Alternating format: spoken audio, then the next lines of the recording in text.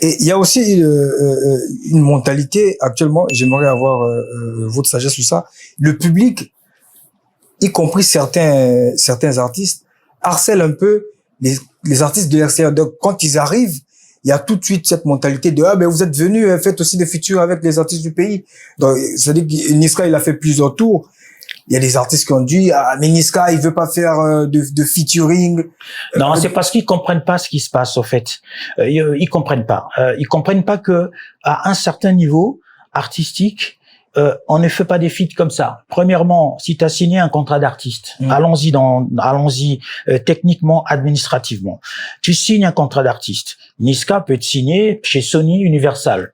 Et dans ce contrat, il est dit que tu ne featureras jamais sans que la maison de disques donne son approbation. Ou bien, c'est la maison de disques qui choisit avec qui tu vas fitter. Donc, quoi que vous dites, quoi que vous fassiez, si vous l'avez vu en feat avec un artiste de la Côte d'Ivoire, mais c'est peut-être la maison de disques qui a voulu que ça se passe comme ça, parce qu'ils ont ils ont dit bon, Didi B ou un tel, bon, voilà, ah non, mais le mec il est bon là, il va nous apporter Abidjan sur un plateau d'argent. Eh bien, il fait le feat avec toi. À un niveau, c'est pas lui qui décide. Est-ce qu'il est producteur de lui avec tous ses droits pour qu'il décide? C'est là, en fait, la question. Donc, si vous voyez que l'artiste qui va beaucoup plus matcher au pays, mais qui n'arrive pas à aller faire un feat avec, que ça soit Niska ou avec un autre, là, on est plus dans des problèmes de contrat. On est plus dans des considérations contractuelles.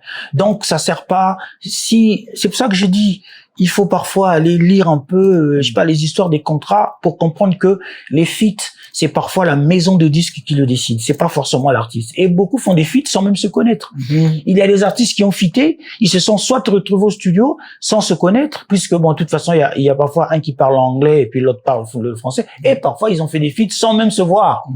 Chacun a fait sa part devant le micro, et puis après, chacun a fait sa petite part de clip. Bon, avec la magie, je sais pas, votre magie en tant que réalisateur, vous les collez ensemble. Après, bon, vous mettez un background derrière, et puis ça tourne.